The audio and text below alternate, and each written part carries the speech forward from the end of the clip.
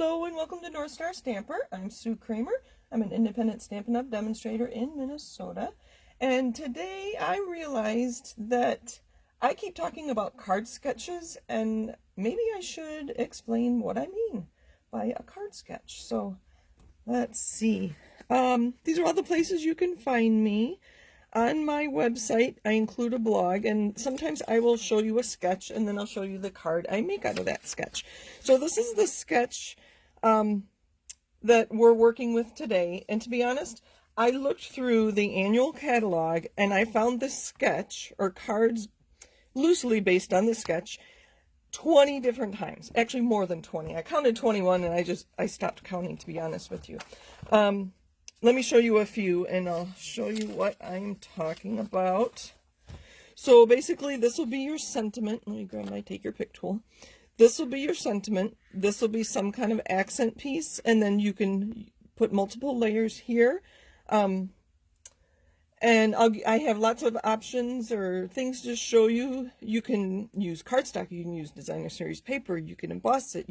So many options. So this is our basic card sketch, and we'll show you from there.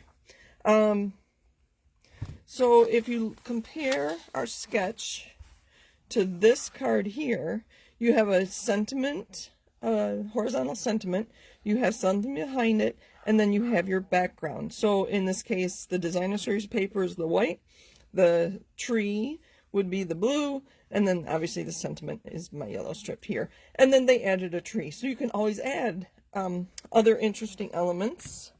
Let's see, I'll just show you a couple more, and then I could probably literally open the page. And this one is very similar. You have the sentiment, you have some accent pieces behind it. This is kind of interesting. We'll do it one more time. That's too far. And I could probably find something. Here we go. Sentiment across, something behind it. In this case, it's stamped. They added some gems, some ribbon, some die cuts. But I'm going to share with you a few ideas I have for this one. So I have a crumb cake card base. So let's talk about the sentiment strip. It could just be a rectangular piece of cardstock that matches the size of your sentiment. It could be a die cut. Or it could be a smaller die cut, and we'll talk about the sizes in just a minute. So that's one element. So that's how I think about it, I guess, is I think about them as different elements. So what could our blue be? Our blue could be a piece of designer series paper. This blue rectangle here behind the sentiment. It could be designer series paper. It could be cardstock that you have stamped on and kind of made your own pattern paper. It could be a piece of, can you see that that's embossed? Another option would be to take take an ink pad and make that more visible, the texture more visible. It could even be a die cut. So that could be your blue rectangle. Now let's talk about that white rectangle. The first idea I always start with is it could just be a piece of cardstock. It could be a piece of embossed cardstock. Can you see I used the tree? I think it's evergreen or something. I am showing you different colors just for other ideas. It could be a piece of cardstock that you have stamped on. And of course it can be a piece of designer series paper. Oh, actually that side would work. I thought it was a red on the back. So if we mix and match these elements, so these are our white, the white rectangle. These are the blue rectangle, and this is the sentiment strip. I do have some die cuts here. These are the larger pine cone from the Christmas season. And these I just happened to have in my case, so I pulled them out because I knew that's what I was working on. And just to, so you know, I use soft suede and crumb cake on my stamping here. I can't remember. Those were probably the same. So if we just mix and match, I was thinking doing that plus that with a sentiment. That would be lovely. Make a birthday card. You could add pine cones. You could add gems. You could add ribbon.